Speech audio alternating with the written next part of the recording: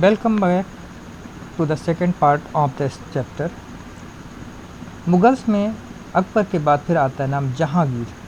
1605 to 1627 military campaigns started by Akbar continued. इसने अकबर के military campaigns को जारी रखा।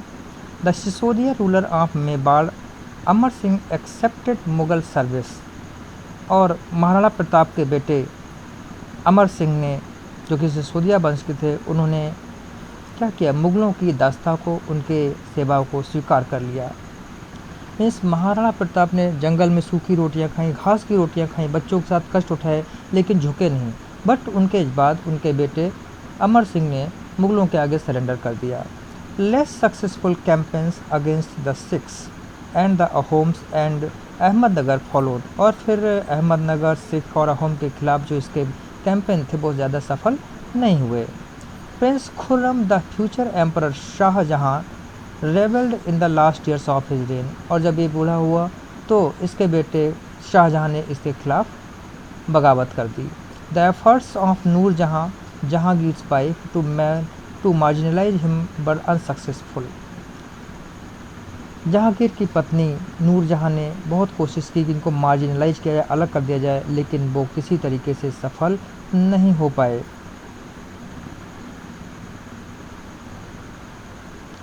फिर शाहजहां 1627 से 1658 तक बादशाह रहा। Mughal campaigns continued in the Deccan under Shah Jahan. Shah Jahan ने भी अपने पुराने कैंपेन्स को जारी रखा। द अफगान नोबल खान जहान Lodi रेबल्ड and was defeated. Khan जहां लोदी को हराया गया। कैंपेन्स पर लॉन्च्ड अगेंस्ट अहमदनगर के खिलाफ कई बार अभियान चलाए गए, युद्ध किए गए। The Bundelas were defeated and Orchha seized. बुंदेलाओं को हराया और ओरछाओं को पकड़कर ख़त्म किया। In the north west the campaign to seize Balkh from the Uzbek was unsuccessful. Uzbek से लड़ाई इनकी अनसक्सेसफुल, ये उनसे जीत नहीं पाए। And Kandahar was lost to the Safavids, और बाद में सफविट्स ने अपने कंधार को वापस ले लिया। आपको बता दें, कंधार के सफविट्स वही थे जिन्होंने हुमायूं को मदद देकर हेल्प करके इसको अपने राज्य को वापस पाने में पूरी हेल्प की थी, सपोर्ट किया था। इन 1632 Ahmednagar was finally annexed and the Bijapur forces sued for piece, और 1632 में अंत में अहमदनगर को हराया गया और वहाँ के लोगों ने समर्पण कर दिया, सरेंडर कर दिया। इन 1657 to 1658 there was conflict over succession amongst Shah Jahan's sons. Aurangzeb was victorious and his three brothers, including Dara Shikoh, were killed. Aurangzeb ने अपनी सत्ता को पाने के लिए अपने बाकी के तीनों भाइयों की हत्या कर दी थी, और दारा शिकोह को तो बहुत ही ज़्यादा बुरी और दर्दनाक मौत दी थी। Shah Jahan was imprisoned for the rest of his life in Agra, और शाहजहां को अपनी बाकी की ज़िंदगी के लिए आगरा के किले में कैद कर दिया गया था, और ये सब काम किए थे औरंगजेब ने। फिर औरंगजेब 1658 to 1707 तक बादशाह रहा। इन the north east the Ahoms were defeated in 1663 but रेबल्ड again in 1680s। 1663 में उनको हराया, लेकिन 1680 उन्होंने फिर से रेबल किया, विद्रोह किया। Campaigns in the north west against the Yusufzais and the Sikhs were temporarily successful. Yusufzai और सिख के खिलाफ जो कैंपेन हुए वो कुछ समय के लिए सक्सेस हुए। Mughal intervention in the succession and internal politics of the Rathore Rajput of Marwar led to their rebellion. इसके अलावा राठौर राजपूत थे और दूसरे लोगों ने भी मिलकर इन सब के खिलाफ विद्रोह करना शुरू कर दिया। Campaigns against the Maratha chieftain Shivaji were initially successful. Initially means शुरुआती दौर में तो शिवाजी के खिलाफ जो कैंपेन चलाए थे इसने वो सक्सेसफुल रहे। But Aurangzeb insulted Shivaji who escaped from Agra, लेकिन औरंगजेब ने शिवाजी का अपमान किया था और फिर शिवाजी आगरा के जेल से भाग गए थे। Declared himself an independent king and resumed his campaigns against the Mughals. और जब शिवाजी को इसने अपने यहाँ बंदी बनाकर उनको बेइज्जती की, उनको इंसल्ट किया था, और उनको अपने यहाँ नज़रबंद कर दिया, बंदी बना लिया। तो इसके बाद से शिवाजी नाराज़ हो गए और निकल कर उन्होंने जाके फिर से अपना राज्य वापस लिया और फिर से औरंगजेब के खिलाफ उन्होंने लड़ाइयाँ शुरू कर दी, अपने कैंपेन्स को शुरू कर दिया। Maratha and the Deccan, Prince Akbar रेबल्ड against Aurangzeb. Prince Akbar ने औरंगजेब के खिलाफ विद्रोह कर दिया and received support from the Marathas, और मराठों से सपोर्ट हासिल कर ली। एंड द डेक्कन सल्तनत, और डेक्कन सल्तनत से उसने support. He finally fled to Safavid Iran, और फिर बाद में मराठों के हेल्प के बावजूद बाद में जो अकबर था प्रिंस, वो यहाँ से सफेद के पास ईरान चला गया। After Akbar's rebellion Aurangzeb sent armies against the Deccan sultans, फिर उसने डेक्कन सुल्तानों के खिलाफ अपनी सेना को भेजा। Bijapur was annexed in 1685 and Golconda in 1687। From 1698 Aurangzeb personally managed campaigns in the Deccan against the Marathas who started gorilla warfare. फिर इसने फिर से मराठों के खिलाफ अपनी लड़ाई शुरू की और मराठों ने इसके विरुद्ध गोरिल्ला वार शुरू कर दिया। Aurangzeb also had to face the rebellion in North India of the Sikhs, Jats and Satnamis, in the northeast of the Ahom and in the Deccan of the Marathas। तो चारों तरफ से औरंगजेब के खिलाफ विद्रोह होने शुरू हो गए और उन सबको दबाते दबाते his death was followed by a succession conflict among his sons, और इन सब के साथ ही साथ उसके अपने बेटों के बीच में आपस में संघर्ष शुरू हो गया कि कौन राजा बनेगा, बादशाह कौन बनेगा, किंग कौन बनेगा, और उन सबको देखते हुए अंत में औरंगजेब की मौत हो गई। ये मैप आपको दिखा रहा है कि औरंगजेब का रास्ता, औरंगजेब का जो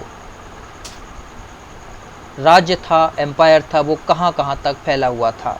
you can see this map carefully for a minute.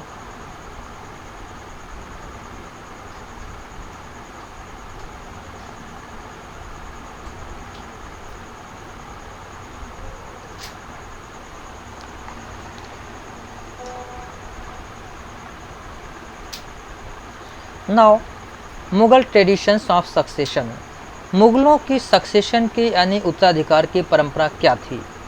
The Mughals did not believe in the rule of primogeniture where the eldest son inherited his father's estate. Mughal primogeniture के रूल को फॉलो नहीं करते थे। इस रूल में क्या होता है, इस रूल में जो सबसे बड़ा बेटा होता है वो युवराज बनता है और राजा बन जाता है, किंग बन जाता है। Instead they followed the Mughal and Timurid custom of coparcenary, coparcenary inheritance और a division of the inheritance amongst all his sons. वो कोपेरेसेनरी सिस्टम को फॉलो करते थे जिसमें जो भी राज्य था, जो एम्पायर था, वो सारे बेटों में बराबर बराबर बांट दिया जाता था। Follow the highlighted passage in table 1। Table 1 को देखिए and note the evidence for rebellions by Mughal princes. Which do you think is a fairer division of inheritance, primogeniture और कोपेरेसेनरी। कोपेरेसेनरी ये आपको उसमें टेबल में देखना है। एक टर्म है मुगल मैरिजेज विद राजपूत्स, राजपूतों के साथ मुगलों की शादियाँ। तो the mother of Jahangir was a Kachhwaha princess, daughter of the Rajput ruler of Amer. ये अंबर नहीं है, इसको आमेर कहा जाएगा, जिसको आज के दिनों में जयपुर कहते हैं। तो जो जहांगीर की मदर थी वो कछवाहा प्रिंसेस राजपूत थी और ये आमेर के राजा की बेटी थी। द मदर ऑफ शाहजहां बाज ए राठौर प्रिंसेस, शाहजहां की मदर एक राठौर प्रिंसेस थी, daughter of the Rajput ruler of Marwar Jodhpur की थी। तो अब हम स्टडी करेंगे मुग़लों के रिलेशंस दूसरे रूलर से कैसे थे। Mughal relations with other rulers. Take a look at table 1 once again. You will notice that the Mughal rulers campaigned constantly against rulers who refused to accept their authority। जो राजा उनके प्रतिनिधित्व को मानने से मना कर देते थे, वो उनसे लगातार लड़ते रहते थे। But as the Mughals became powerful many other rulers also joined them voluntary. लेकिन जब ये बहुत ही ज़्यादा शक्तिशाली हो गए तो बहुत सारे राजा अपने आप वॉलंटियरली मीन्स होता है अपनी इच्छा से ही उनसे जुड़ गए। The Rajputs are a good example of this. Rajput राजा इसके एक अच्छे उदाहरण रहे हैं। Many of them married their daughters into Mughal families and received high positions.